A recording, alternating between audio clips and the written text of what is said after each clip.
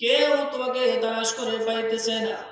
ভালোই হয়েছে তুমি যখন আমার চোখের সামনে পড়ে গেছো। এই যে উট, এই যে উট, আমার উট, এই উটে আমার কমান মানে আমার কথা শুনে। আমি যদি বলি বস তাহলে বসে, আমি যদি বলি দাঁড়া তাহলে দাঁড়ায়, আমি যদি বলি চল তাহলে চলে। আসে না কিছু কিছু জানোয়ার কথা শুনে শিক্ষা ঢুকে যায়। বসতে বললে বসে, দাঁড়াইতে বললে দাঁড়ায়। মুসলমান ভাইরা,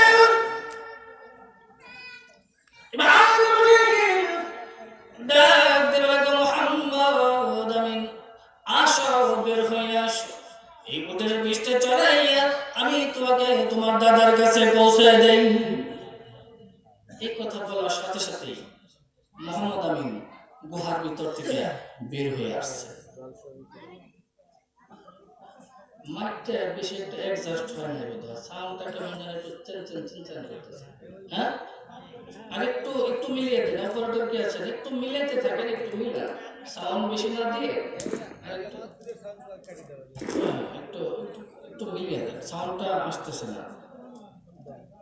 আমার দিকে তাকান, একটু কাজ করতে থাক, আমার দিকে তাকান। মুসলমান ভাইরা, দিনের নবী রহমাতুল লিল আলামিন নবীজি গুহার ভিতর থেকে বের হয়ে আসছে। আবু জেহেল উটের লাগাম ধরেছে। আবু জেহেল ডাক দেবে, মুহাম্মদ আমিন গো, তুমি আমার পিছনে বসো আর আমাকে ভালো করে শক্ত করে ধরে রাখো, কারণ তুমি যদি আমাকে না ধরো উট বসার থেকে দাঁড়াইলে তুমি পইরা যেতে পারো। মুসলমান ভাইরা, দিনের নবী আবু জেহেল উটের পৃষ্ঠে চড়ছেন ঠিক, কিন্তু আবু জেহেলকে ধরেন না, আবু জেহেলকে টাচ করেন না, ধরেন না, টাচ করেন না। কেন? ইন্নামাল মুশরিকুনা নাজাসুন, মুশরিক যারা, কাফির বেঈমান যারা, তারা হলো নাপাক, মুসলমান হলো পাক। আমার নবী পাক, আবু জেহেল হলো নাপাক। আবু জেহেল কি নাপাক? নাপাক থাকার কারণে আমার নবীজি আবু জেহেলকে ধরেন না, টাচ করেন না। আবু জেহেল মনে মনে চিন্তা করতেছে, ব্যাপার কি, আমার উটের বৃষ্টি চড়িয়া আমাকে ধরে না, আমাকে ধরে না, তাহলে কাজ করি, মোহাম্মদ আমিনকে একটা শাস্তি দিয়ে দিই। নাউজুবিল্লাহ বলেন। কি দিয়ে দেব? শাস্তি দিয়ে দেব। কি শাস্তি?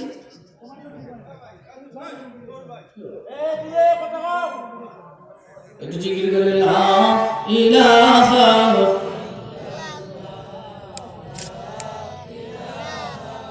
ইল্লাল্লাহ, লা ইলাহা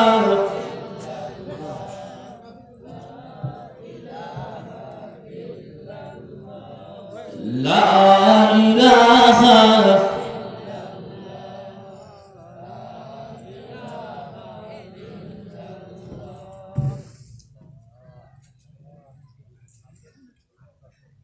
ঠিক আছে সব?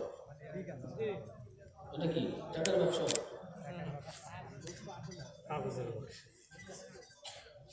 কিছু নাই, খালি বড় লাগবো। আমিন করো। মুসলমান ভাইরা,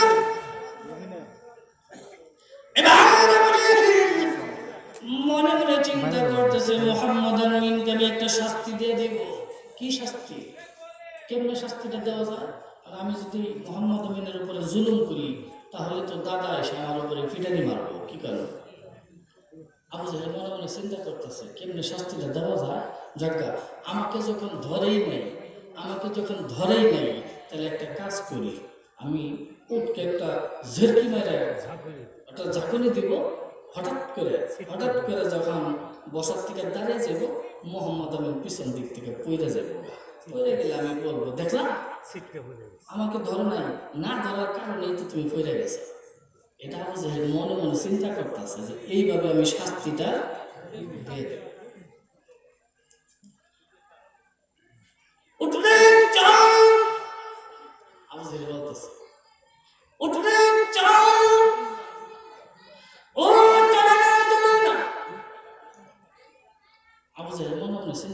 বলছে ব্যাপার কি?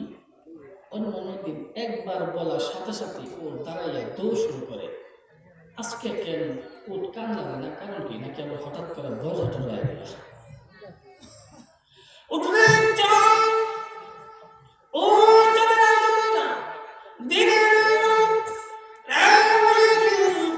তুমি বললা তোমার কমার মানে তোমার কথা শুনে আমি দেখতে পাচ্ছি ওর তো তোমার কমান মানে না। তুমি কইলা উঠে তোমার কথা শুনে আমি তো দেখছি ওর তো তোমার কথাই শুনে। রাগ হয়ে গেছে, শর্মিন্দা হয়ে গেছে, কারণ কইছে একটা আর হইল আরেকটা। আমি বলছি কথা শুনে আর কানে লাগে না, একটু আবু জাহেল শর্মিন্দা হয়ে গেছে, একটু রাগ হয়ে গেছে। রাগ হইয়া চামড়া করা বাহির করিয়া উটের মাথার মধ্যে আঘাতের পর আঘাত শুরু করে দিয়েছে। মুসলমান ভাইরা উটের মাথার মধ্যে আঘাতের পর আঘাত শুরু করে দিয়েছে। জিহ্বা বাইর করে দিয়েছে, থুতা জমিনের মধ্যে লাগিয়ে দিয়েছে, চক্ষু দিয়া পানি ছেড়ে দিয়েছে। না না, একটি চোরার জানোয়ার তোমার কথা শুনে না, তোমার কথা মানে না, সেই জন্য একটি চোরার জানোয়ারকে এইভাবে আঘাত দেওয়া উচিত নয়। একটা জঙ্গল জানোয়ার তোমার কথা শুনে না, তাই এইভাবে আঘাত করতে হবে? আবু জাহেল না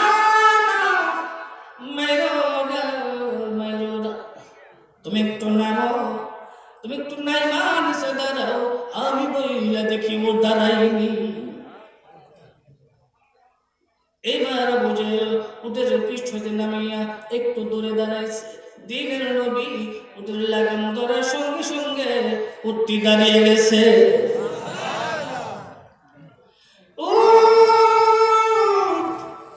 নবীজির চেহারা মোবারকের দিকে তাকাইয়া ডাক দিয়ে বলেন, নবী গো, এই বেঈমান আবু জাহেল চামড়ার কুড়া দিয়ে আমাকে পিটাইতে পিটাইতে আমাকে কুরবানি করে দিত, আমি মরে যাইতাম, দাঁড়াইতাম না ততক্ষণ পর্যন্ত যতক্ষণ পর্যন্ত আপনাকে সামনে না বসাইতো। নবী গো, আবু জাহেল সামনে বসছে, আপনাকে পিছনে বসাইছে। কত বড় বেয়াদব বেঈমান আবু জাহেল! আমি মরেই যাইতাম না, আমি দুনিয়ার থেকে বিদায় হয়ে যাইতাম, দাঁড়াইতাম না যতক্ষণ আপনাকে সামনে না বসাইত। দেখেন, জঙ্গলের জানোয়ার একটা পশু, এরপরেও নবীকে চিনছে, ঠিক কিনা? আমরা কিন্তু উম্মত হয়ে নবীকে চিনি, নবীকে মহব্বত করতে জানি না। নবীকে মহব্বত করার দরকার আছে না নাই? কম না বেশি? নবীকে যদি আমরা মহব্বত করতে পারি তাহলে আমরা জান্নাতি। নবীর কথা মানলে জান্নাতি, না মানলে জোরে কোন নবীকে মহব্বত করতে হবে। সাহাবা আজমাইনরা অনেক মহব্বত করছেন, অনেক মহব্বত করছেন, নিজের জীবনের চাইতে বেশি মহব্বত করছেন।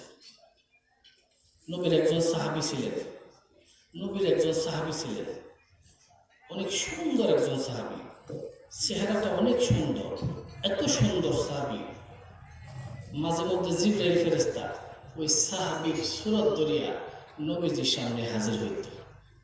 সুবহানাল্লাহ।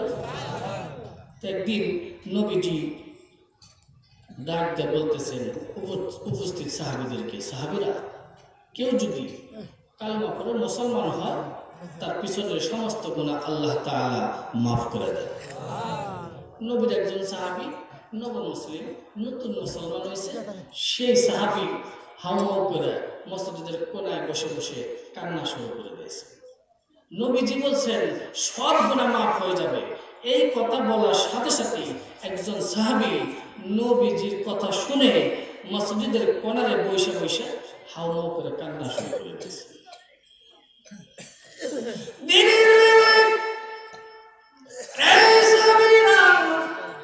কি হয়েছে? কে এমন করে বিনাইয়া বিনাইয়া কান্দে হাওমাও করে কান্না শুরু করে দিয়েছে? অন্যান্য সাহাবীরা দেখিয়া নবীজির সামনে চলে আসছে। দেখতে বলে, নবী গো, আপনার একজন নতুন সাহাবী, সেই বিনাইয়া বিনাইয়া কান্দে। তাকে ডাকো, ডাকো। অন্য সাহাবী একটা দৌড়ে চলে গেছে সাহাবীর সামনে।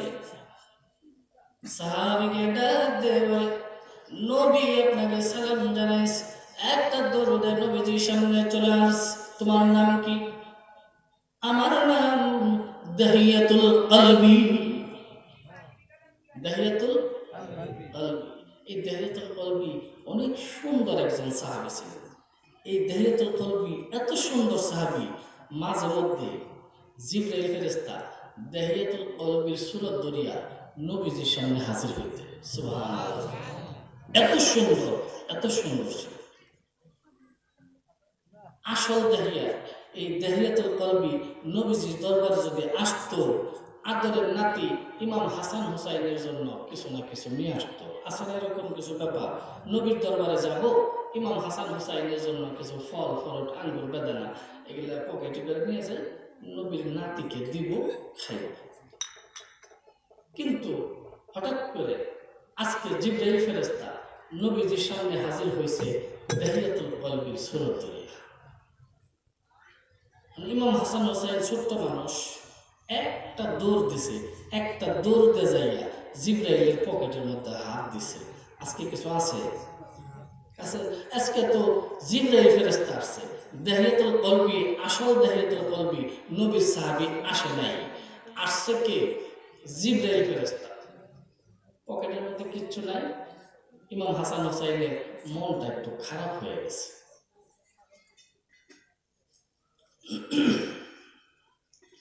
মুসলমান ভাইরা, দিনের জিবরাইল, না না, তুমি মন খারাপ করিও না। তুমি তো জানো না, দাহিয়াতুল কলবি আমার দরবারে আসলে ইমাম হাসান হোসাইনের জন্য কিছু না কিছু নিয়ে আসে। তুমি তো জানো না, সুতরাং তুমি মন খারাপ করিও। জিবরাইল, ইয়া রাসূলুল্লাহ, না না, কি মন খারাপ করব গো নবীজি? আমি জিবরাইল ফেরেশতা ইমাম হাসান হুসাইনের কত খেদমত করেছি। কি গো নবীজি, ইমাম হাসান হুসাইন যখন আরো ছোট্ট ছিলেন, বিছানার মধ্যে ঘুমাইতেন, ফাতেমা তো জোহরা নামাজে দাঁড়াইতেন। আল্লাহ রাব্বুল আলামিন আমাকে ডাক দিয়ে বলতেন, জিবরাইল রে, যাও যাও, ইমাম হাসান হুসাইন বিছানার মধ্যে ঘুমাচ্ছে। জিবরাইল, যাও যাও, ইমাম হাসান হুসাইনকে বাতাস করো, ঘুম যাতে করে না ভাঙে। ঘুম যদি ভেঙে যায়, ফাতেমার নামাজে কষ্ট হবে। নবী গো, আমি জিবরাইল কত খেদমত করছি ইমাম হাসান হুসাইনের, সুতরাং আমি মনে কিচ্ছু নেই। জিবরাইল,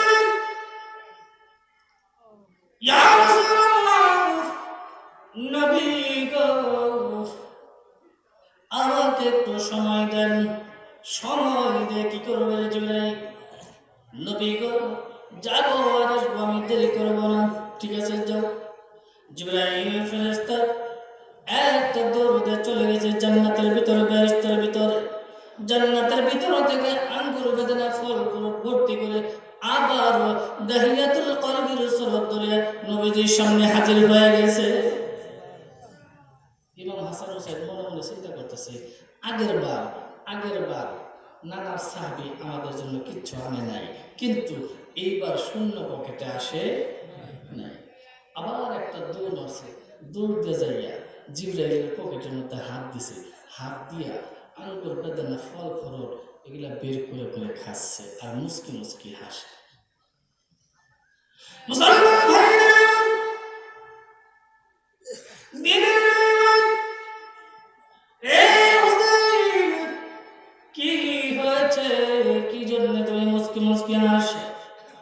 ইমাম মুসলিম ডাকতে বলেন, না গো, আজকে যে তোর সাহাবী এত স্বাদের আঙ্গুর আনছে, এত ফল ফ্রুট, স্বাদের ফল ফ্রুট আনছে, জীবনে কোনোদিন ইতিপূর্বে এরকম স্বাদের আঙ্গুর খাই নাই। স্বাদের হইব না কে? এগুলা কি দুনিয়ার আঙ্গুর নাকি? এগুলো কি জান্নাতের আঙ্গুর, ঠিকই না? তো বলতেছিলাম যে এই যে দাহিয়াতুল কলবি এত সুন্দর সাহাবী, মাঝে মধ্যে জিবরাইল ফেরেশতা নবীজির সামনে হাজির হইতো দাহিয়াতুল কলবির সুরত ধরে। তো এই দাহিয়াতুল কলবি যখন বিনাইয়া বিনাইয়া মসজিদের কোণে বসে বসে কান্দে, নবীজি ডাক দিয়েছেন, দাহিয়া কি হয়েছে, তুমি কি জন্য কাঁদো? মুসলমান ভাইরা, দিনের কি হয়েছে, কি জন্য তুমি এমন করে কান্না শুরু করে দিয়েছো? দাহিয়াতুল কলবি ডাক দিয়ে বলে, নবী গো, আপনি বলেছেন কালেমা পড়ে মুসলমান হয়ে গেলে জীবনের সমস্ত গুনাহ আল্লাহ তাআলা মাফ করে দিবেন। বিশ্বাস করে আমি আপনার কথার মধ্যে কোনো সন্দেহ নাই, কিন্তু নবীজি আমার মন সাক্ষী দেয় জীবনের সব গুনাহ মাফ হইলেও একটা গুনাহ আল্লাহ তাআলা আমাকে মাফ দিবে না।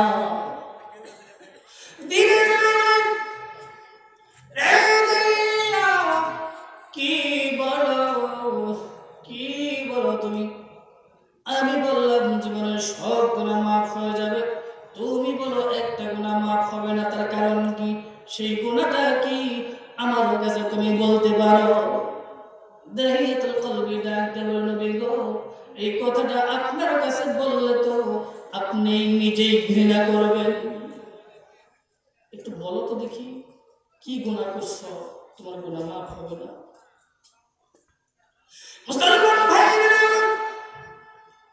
দাহিয়াতুল কলবি বলেন, ইয়া রাসূলুল্লাহ, নবী গো, আমি একবার 4 বছরের জন্য বিদেশে সফরে যাই, 4 বছরের জন্য ব্যবসার কাজের জন্য 4 বছরের জন্য বিদেশে যাই।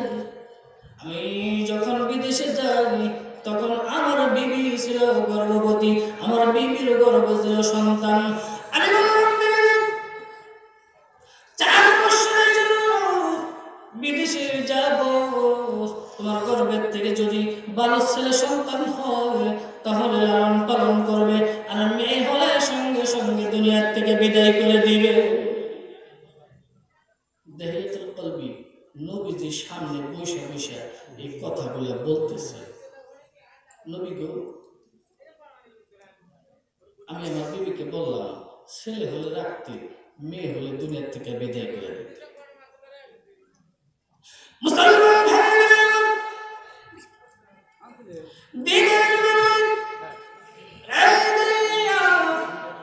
এরপরে কি হলো? দাহিয়াতুল কলবি ডাকতে বলল, নবী গো, 4 বছর হয়ে গেল, 4 বছর হয়ে গেল আমি বিদেশ থেকে আমি দেশে চলে আসলাম। আসার সঙ্গে সঙ্গে খুব সুন্দর একটি মেয়ে আমাকে আব্বু আব্বু বলতে শুরু করে দিল।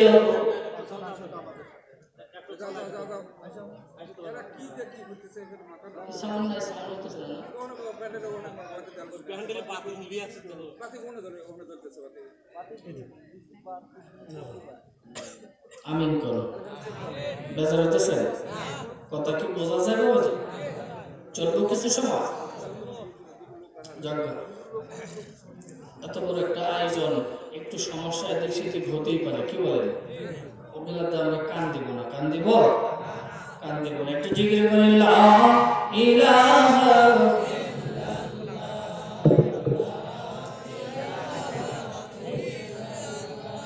জোরে,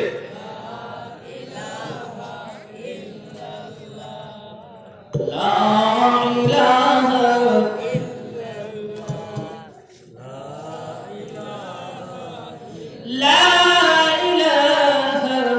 ইল্লাল্লাহু মুহাম্মাদুর রাসূলুল্লাহ সাল্লাল্লাহু। মুসলমান ভাইরা,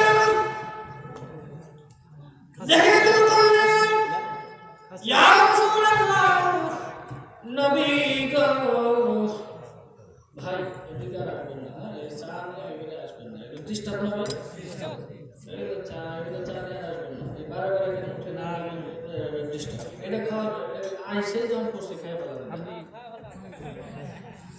কারণ এরপর থেকে যদি চা হয় তাহলে ওই দিক দিয়ে শুরু করবো। হুম?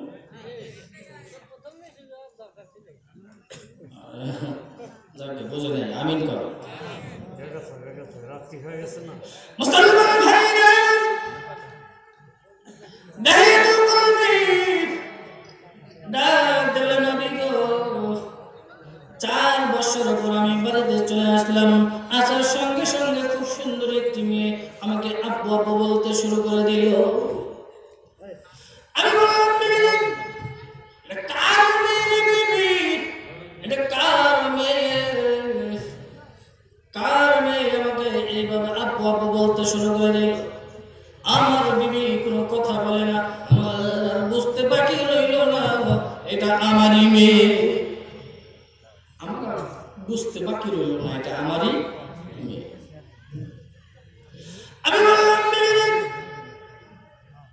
কি হয়েছে তোমার? কি জন্যে এই মেয়েকে দূরের থেকে বিদায় করে দাও নাই? আমার বিবি ডাক দেব, স্বামী গো, আপনি তো যাওয়ার সময় বলে গেছেন ছেলে হলে রাখতে আর মেয়ে হলে সঙ্গে সঙ্গে দুনিয়ার থেকে বিদায় করে দিতে।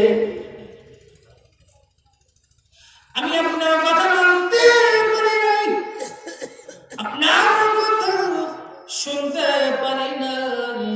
তার কারণ হলো দুইটি। কয়টা কারণ? দুইটা কারণে আমি আপনার কথা মানতে পারি নাই। এক নাম্বার কারণ হলো আমি তার মা লাগি।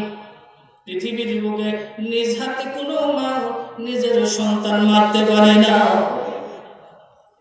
কোনো মা সন্তান মারতে পারে না। 2 নাম্বার কারণ ছিল, দেখেন তাকাইয়া দেখেন মেয়ের চেহারার দিকে, তাকাইয়া দেখেন আপনার চেহারার মধ্যে আর মেয়ের চেহারার মধ্যে কোনো বেশ কম নাই। বাবার চেহারা পেয়েছে, মেয়ে কার চেহারা পেয়েছে? বাবার চেহারা পেয়েছে। ওই যে আগেই কিন্তু বলছি দাহিয়াতুল কলবি বাবা অনেক সুন্দর সাহাবী।